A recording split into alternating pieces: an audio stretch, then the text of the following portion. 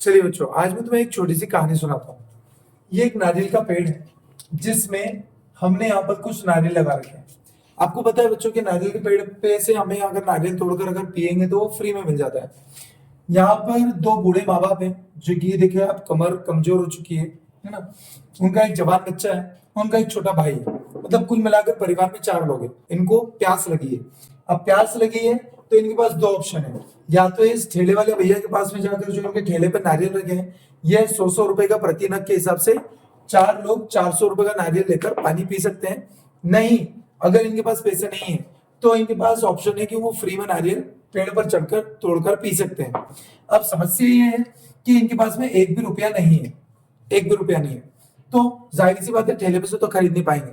तो इन्हें अब एक ही ऑप्शन बचता है, फ्री के नारियल से पानी पी सकते हैं। बट जो माता पिता है वो बूढ़े हैं, वो पेड़ पर नहीं चढ़ सकते। तीसरी बात कि उनका जो छोटा भाई है उस बच्चे का, वो छोटा भाई भी इतना ज्यादा छोटा है कि वो पेड़ पे अकेला नहीं चढ़ सकता।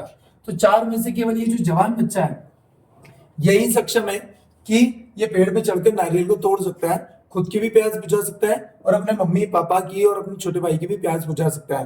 पैसे होते हैं तो ठेले पे से खरीद कर ऐसे ही पी लेते हैं, लेकिन पैसे नहीं है तो लाचार व्यक्ति क्या करे। ये बच्चा बोलता है कि पापा मम्मी आप परेशान मत हो, मैं आपके लिए पानी जरूर लेकर आऊंगा, हम सब प्यासे मर रहे हैं। तो ये बच्चा पेड़ पर अकेले चढ़ने की कोशिश करता है। अब जब चढ़ता है तो जैसे ही थोड़ी दूर चढ़ता है तो हो सकता है ये 5वीं क्लास में आ गया। जैसे ही थोड़ा सा आगे चढ़ता है 10वीं क्लास में आ गया। जैसे ही ऊपर चढ़ता है हो सकता है यहां तक आते आते उसने 12वीं क्लास पास कर ली। मैं आपको स्कूल की कहानी बता रहा हूँ। 12वीं क्लास तक आते आते आप इतने सक्षम हो जाते हो कि आप सफलता के बिल्कुल नजदीक होते हो। यहाँ पर सफलता को मैं ले रहा हूँ सरकारी नौकरी। यहाँ पर मैं सफलता को ले रहा हूँ सरकारी नौकरी। अब आप बड़ी मुश्किल से तो आपने 5वीं पास करी, 7वीं पास करी, 8वीं पास करी, 10वीं पास करी और अब आप 12वीं में आ गए। 12वीं में आने के आप सफलता के इतने नजदीक खड़े हो कि वो सरकारी नौकरी को आप तोड़ सकते हो।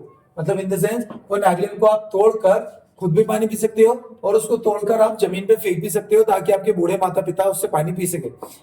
भगवान इसी दौरान आपकी अग्नि परीक्षा लेता है। अग्नि परीक्षा में ये होता है कि जब आप अपनी सफलता के बिल्कुल नजदीक होते हो उसी दौरान यहाँ पर कोई लड़की आ जाती है और जिसके हाथ में एक माइक होता है, जिसके हाथ में एक माइक होता है और ये माइक से गाना गा रही, ये लड़की है जो कि गाना गा रही है। और आप जब ऊपर पहुंच चुके हो ना तो ये लड़की गाना गा रही है। लड़की गाना सुनाती है, आजा आजा जिंदगी में तुझी पे लुटाऊंगी। तो ये गाना गा के उस लड़के को बुलाती है कि आजा। ये लड़की जब उसे बुलाती है तो ये लड़का डिस्ट्रैक्ट होता है। ये लड़का चढ़ा था अपने मम्मी पापा की प्यास बुझाने के लिए, ये लड़का चढ़ा था अपने खुद की प्यास बुझाने के लिए। लेकिन जब ये सफलता के बिल्कुल नजदीक होता है, सरकारी नौकरी के बिल्कुल नजदीक होता है, उसी दौरान ये लड़की उसको माइक में आवाज लगाकर उसको बुलाती है और ये लड़का डिस्ट्रैक्ट हो जाता है। और ये लड़का बिना नारियल तोड़े, जहां से उसको फ्री में सरकारी नौकरी मिल रही थी, बिना नारियल तोड़े ये नीचे आ जाता है, वापस से नीचे उतर जाता है। और नीचे उतर के उस लड़की से पूछता है, आपने मुझे आवाज दी थी? तो लड़की बोलती है, हट, मैंने तुझे आवाज नहीं दी। तो बोलता है, क्यों? आपने तो अभी मुझे पुकारा तो मैं आपकी आवाज सुनकर नीचे आ गया। तो ये लड़की बोलती है, जो लड़का अपने माँ बाप का नहीं हुआ वो मेरा क्या हुआ? अगर तू अपने माँ बाप के लिए नारियल तोड़ने गया था, अपने माता पिता की प्यास बुझाने के लिए अगर गया था, तो तूने अपने माता पिता के लिए तो वो काम नहीं किया, मेरी एक आवाज पे तू दौड़ा चला है, बिना नारियल तोड़े तू नीचे आ गया। तो ये लड़की उसको छोड़कर चले जाती है।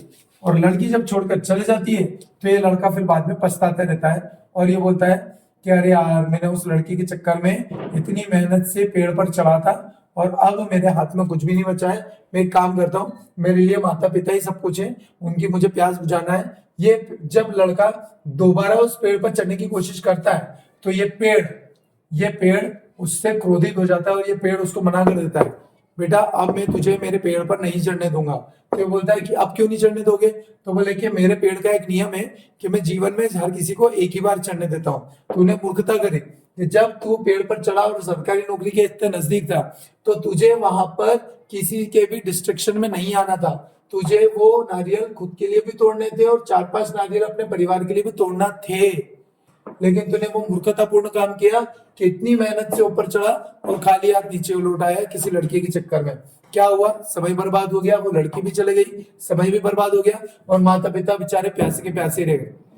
अब अगर तू दया मांगने के लिए इस ठेले वाले भैया के पास भी जाता है और दया मांगता है कि भैया मेरे मम्मी पापा को थोड़ा सा पानी पिला दीजिए, तो वो आपके ऊपर अब बिल्कुल दया नहीं करेगा, क्योंकि वो ठेले वाले भैया शुरुआत से आपकी हरकतें देख रहे थे। वो ठेले वाले भैया शुरुआत से देख रहे थे कि कैसे आप ऊपर चढ़े और मूर्खतापूर्ण कैसे लड़की के चक्कर में आप वापस खाली हाथ नीचे उतर आए। तो ये लड़की इस ठेले वाले भैया की नजरों में तो आप ऐसे ही गिर गए, तो वो आप चाहकर भी आपकी मदद नहीं करेगा। कुल मिलाकर आपके परिवार की सारी इच्छाएं अधूरी रह जाएगी, आप भी बस हाथ मलते रहोगे, लड़की भी गई और सरकारी नौकरी भी नहीं लगी, जिस सफलता के आप इतने नजदीक थे वो सफलता भी नहीं मिली और जिंदगी हो गई आपकी खत्म। तो इस कहानी से क्या समझ में आता है? इस कहानी से ये समझ में आता है कि जितनी मेहनत से हम 5वीं 10वीं 12वीं पढ़ रहे हैं और हम सफलता के जितने नजदीक हैं, तो प्लीज सफलता के नजदीक में आने के बाद में हमें बिना सफल हुए नीचे नहीं उतरना है। हमें फाइनली वो नारियल तोड़ना है, फेंकना है, ताकि मम्मी पापा की प्यास बुझे, खुद की प्यास बुझे, और नारियल तोड़कर ही नीचे आना है। खाली अगर तुम नीचे आए तो समझ जाना आपसे बड़ा मूर्ख व्यक्ति इस दुनिया में कोई नहीं है।